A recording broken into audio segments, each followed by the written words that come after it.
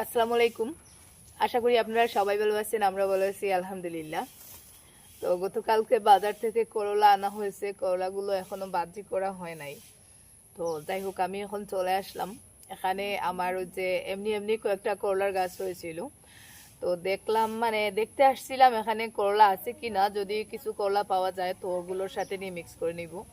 তো এসেই এই যে সামনে একটা করলা পেয়ে গেলাম, দেখা যাক আর পাওয়া যায় কিনা। যে জঙ্গল হয়েছে তার ডর করে। বর্ষার সিজন বর্তমানে, তো যতদিন যাচ্ছে এখানে জঙ্গল বেড়ে যাচ্ছে। আর রাগ করে জঙ্গলগুলো পরিষ্কারও করাচ্ছি না। পরিষ্কার করার 1 সপ্তাহের ভেতর দেখা যায় আবার জঙ্গল হয়ে যায়। এখন জঙ্গলের ফাঁক দিয়ে খুঁজে খুঁজে করলা বের করতে হয়, আর ভয় লাগে যদি সাপ থাকে। দেখা যাক পাই কিনা।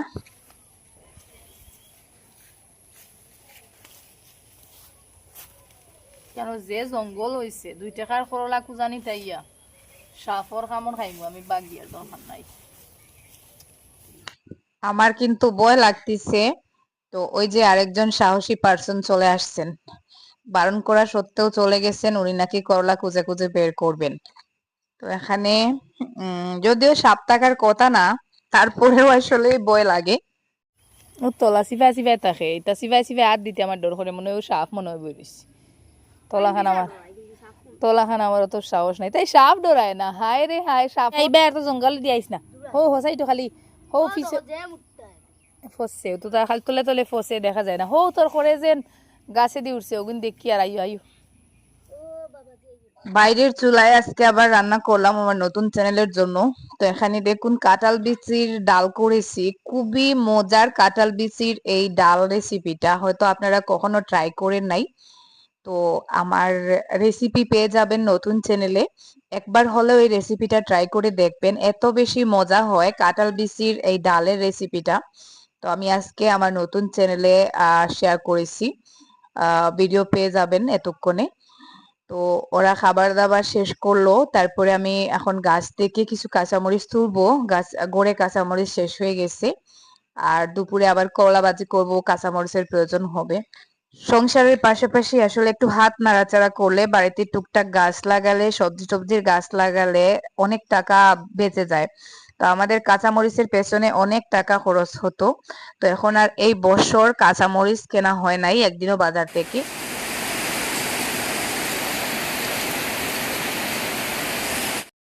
আজকে 2 দিন হয়ে গেছে আমার ছেলেটা বাড়িতে নেই। তো আজকে ওকে আনতে যাওয়ার কথা ছিল, এর মধ্যে আবার সকাল সকাল ফোন আসছে, খবর পেলাম আমার ভাইয়ের বাড়িতে, ও যে আসাম ভিলেজ লাইফস্টাইল, তো ওনার বাড়িতে নাকি চুরি হয়েছে, দোকান চুরি হয়েছে। তো তার তার জন্য সকাল থেকে মনটা একটু খারাপ। আমি জুবাইরকে নিয়ে যাওয়ার জন্য রেডি হয়েছিলাম, তো আরিয়ানকেও নিয়ে আসবো, আর সাথে এত বড় একটা খারাপ খবর শুনলাম, দেখতে যাব না সেটা তো হতে পারে না। তো রেডি হলাম, জাস্ট বেরিয়ে পড়বো, দেখুন বৃষ্টি চলে আসছে। হঠাৎ করে বৃষ্টি চলে আসছে, বৃষ্টিও মনে হয় চাচ্ছে না আমরা যাই। তো অপেক্ষা করছি বৃষ্টি থামার, সম্পূর্ণ রেডি, জাস্ট বৃষ্টিটা একটু থেমে গেলেই বেরিয়ে পড়বো। বৃষ্টিটা অনবরত চলছে, থামার নাম নেই। আর আমি অপেক্ষা করতেছি বৃষ্টিটা কখন থামবে। মধ্যে দেখলাম বৃষ্টি একটু থেমে গেছে, যেই ঘর থেকে বেরিয়েছি আবার দেখুন বৃষ্টি পড়া শুরু হয়ে গেছে। যাই আর কি যে যাইতাম আল্লাহ জানেন। আনছত নি আরিয়ানা সাথী গো আছে নি করো ও, তো ওগুলো যাও না ওগিয়ে নিব কি। হয় না মেঘো বিজে রাখানে বাইচা বাইচা বাইচা দুঙ্গা ওগুনে।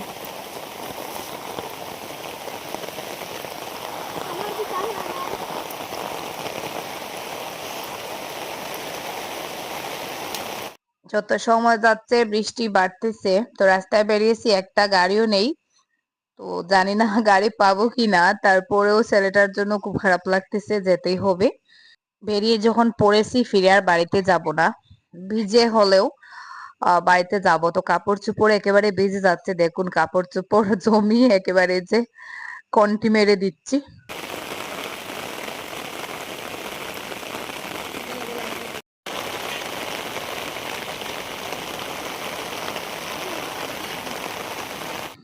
জুবাইরের কাছে ছাতা নেই। জুবাইর ওই যে দেখুন ফার্মেসির সামনে গিয়ে দাঁড়িয়ে আছে, ও গাড়ি আসলে গাড়ি থামিয়ে ওইদিকে নিয়ে আসবে। তো যাই হোক ফাইনালি একটা গাড়ি পেয়ে গেছি আর জুবাইরকে নিয়ে রওনা দিয়ে দিয়েছি। একদিকে ছেলেটার জন্য খুব মন খারাপ করতেছে, আর অন্যদিকে ওই যে চুরি হওয়ার ঘটনাটা শুনে আরো খারাপ লাগতেছে। हम लोग तो नगर फुटा खाइते हैं कुटुंब बाड़ी जाइता हूँ গাড়ি ফিরে আননি করে এই না आप लोग नगर सिकरी बोलते हैं গাড়ি থেকে নেমে এখন 2-3 মিনিটের রাস্তা হেঁটে যেতে হচ্ছে। যেই সাইট বিজি যায় তোমারই সাইটে পড়বো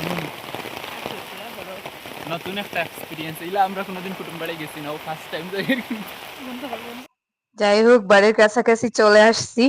এখন জুবাইরকে বলছি দৌড় মেরে চলে যেতে, আমি ভিজে যাচ্ছি।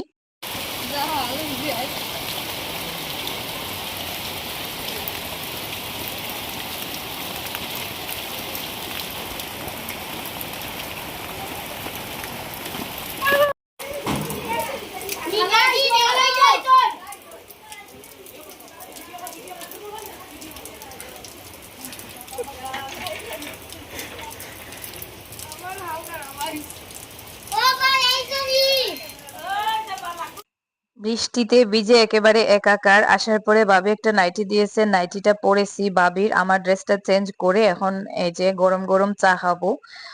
এত ঠান্ডা লাগতেছে বৃষ্টিতে ভিজে।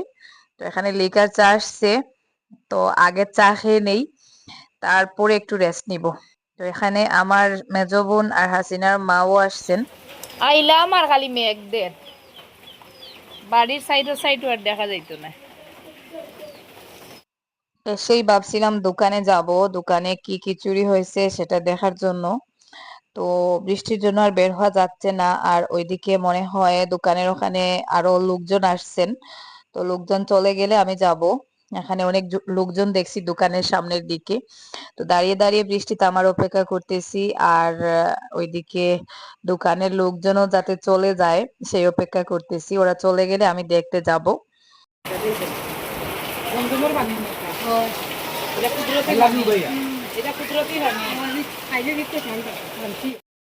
যে মেঘ দিল ওইটা মেঘ কুটুম বাড়ি যাওয়াও তো লস রে, মেঘে তো নাড়ি লাইলো একবারে। ছাতা নিয়ে বেরিয়ে পড়েছি দোকানের সামনের লোকজন চলে গেছে কিনা সেটা দেখার জন্য, আর সেই সাথে বাড়ির সামনের দিকে কতটা কি পানি হয়েছে সেটাও দেখবো। কারণ আমার বাইরের বাড়ির ওই যে সামনের দিকের অংশটা রাস্তা, তো একটু বৃষ্টি হলেই ওখানে ফ্লাড হয়ে যায়। তো দেখি আজকে পানি কতটা কি হয়েছে।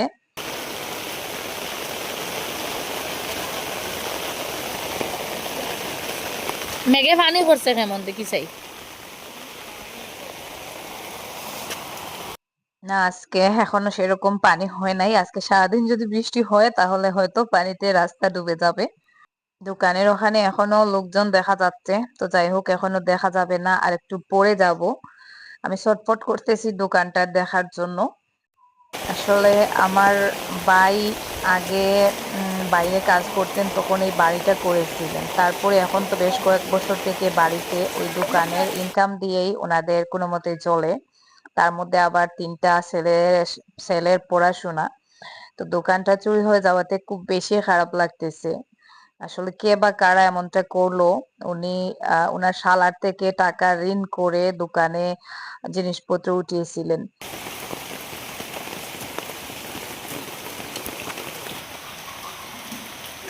ফাইলাইছনি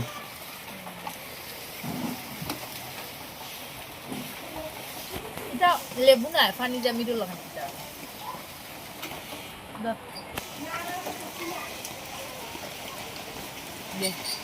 এটা আল্লাহ রে মাই পানি বাক্কা করি লাইছে উঠুরা মেঘ দিয়া।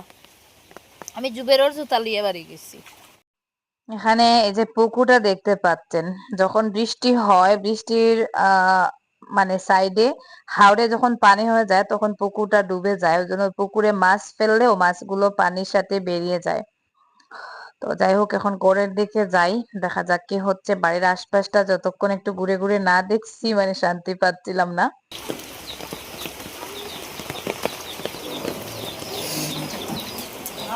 তোমরা খালি তাইর লগে লাগ রা না নি মুতি নাই না চলাইও না যেমনে গালাগালি লাগাইব বাড়ি বান্ধবীর লগে গাল লাগেননি তাই অতিষ্ঠ হয়ে গেছে তোমরা জ্বালায়। গতকাল রাতে মনে হয় যেহেতু আমার বড় বোন মানে মেজো বোন জুবাইরের মা, তারপরে হাসিনার মা, ওরা বাবার বাড়ি থেকে এখানে আসছে ভাইয়ের বাড়িতে। তো গতকাল রাতে সবাই মিলে আনন্দ ফুর্তি করছে। তার মধ্যে চাল ভিজিয়ে গুঁড়ি করেছিল মেরা পিঠা করার জন্য। গতকাল রাতে মনে হয় কিছু পিঠা করে খাওয়া দাওয়া করে ওরা রাত 12টার পরে ঘুমিয়েছে, আর তারপরে এই চুরিটা হয়েছে। তো পিঠার জন্য বাকি যে আহ উপকরণগুলো রয়ে গিয়েছিল ওটা এখন রয়ে গেছে, যেহেতু সকালেই উঠেই চুরির ঘটনাটা দেখা গেছে। তো ওদের মাথা তো আর একেবারে খারাপ, সবাই কান্নাকাটি করতেছেন। তো তার মধ্যে আবার পিঠার গুঁড়াগুলো নষ্ট হচ্ছে দেখে আমরা এখন বসে বসে পিঠাগুলো করে নিচ্ছি। আর উনাদের মনটাও খুব খারাপ। তো উনাদেরকেও আর কি একটু হাসি খুশিতে রাখার চেষ্টা করতেছি, কারণ যেটা হয়ে গেছে হয়ে গেছে, সেটা তো আমরা কিছু কেউ বদলাতে পারবো না। তবে খুব বেশি খারাপ লাগতেছে। আর অনেকগুলো চালের গুঁড়া গুঁড়া আর কি রয়ে গিয়েছিল। এদিকে বৃষ্টি হচ্ছে, ওটা শুকিয়েও রাখা যাবে না। তো ওটা দিয়ে এখন এই যে সবাই মিলে আমার বড় জুবাইরের মা, হাসিনার মা, আমরা সবাই মিলে পিঠাগুলো করে নিচ্ছি। বাড়িতে একটা খারাপ সিচুয়েশন, তার মধ্যেও একটু হাসি খুশি করতেছি যাতে ওনাদেরও একটু মনটা ফ্রেশ লাগে। তো যাই হোক, পিঠা তৈরির কাজ শেষ হয়ে যাক। দোকানে কি চুরি হলো কি হলো আমি আপনাদেরকে দেখাবো। তো তার আগে এখানে দেখুন সবাই পিঠা করতে ব্যস্ত। আমার বাবা মা তো মাসে একবার এখানে আসেন, 10 দিন 20 দিন থাকেন। তো এখন আমি যখনই উনারা আসেন তখন আমি এখানে আসি। তো আজকে এসে বারবার এই রুমে আসতেছি, এসে দেখি বাবা আর মায়ের রুমটা খালি। তো মনের ভুলে চলে আসি, তারপরে দেখা যায় যে মনে হয় যে উনারা তো এখানে নেই। এইবার বাবার অসুস্থতার কারণে এখানে আর আসা হয়নি, তাই এই যে রুমটা ফাঁকা পড়ে আছে। এদিকে পিঠা হয়ে গেছে, মানে এক ধাপ হয়ে গেছে, আর আরেক ধাপ আর কি এখন তোলা হচ্ছে। তো আমি এখন একটা পিঠা নেই, টেস্ট করে দেখি। নারকেল দিয়ে পিঠা খেতে আমার খুব ভালো লাগে। তো একটা গরম গরম পিঠা নিলাম, আর এই যে দেখুন রুচি সহ কাজ করতেছে, মানে সবাই কাজে ব্যস্ত আজকে।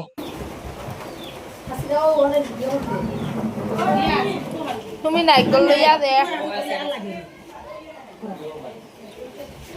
বেটি রে পিঠা বেলা বেটিরও কিছু ভিডিও করতে দেও সারা হালে করিও না।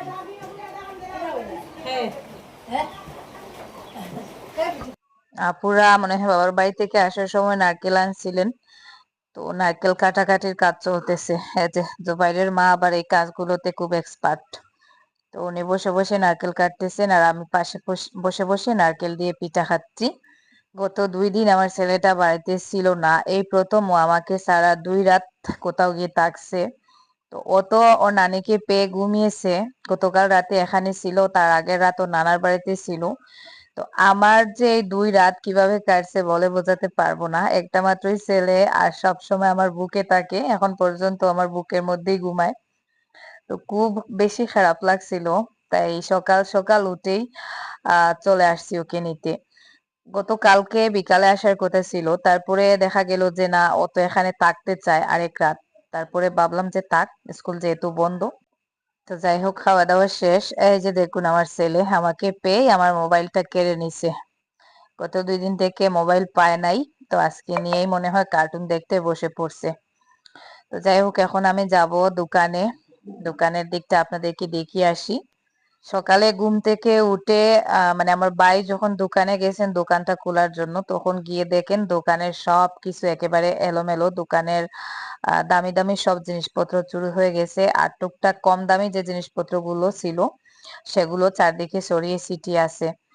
তো এই যে আমি পেছনের দরজার দিকে ঢুকতেছি, দোকানের সামনের দিকে রাস্তা, আর দোকানটা যেহেতু কাঁচা, ওই জন্য আর কি চুরিটা আরো সিসি সহজে ক্যামেরা হয়েছে।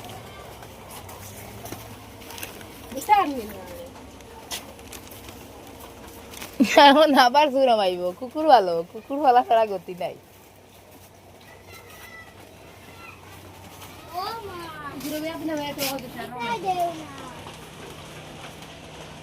ও তা কম দামি জিনিস তা রাখিয়া গেছে। ক্যাশ বাক্স কত আসলো? ভাগ্য ভালো ফ্রিজটা নিতে পারে নাই, মনে হচ্ছে লোকাল চোর ছিল। তো দোকানের সব দামি দামি জিনিসপত্র নিয়ে চলে গেছে।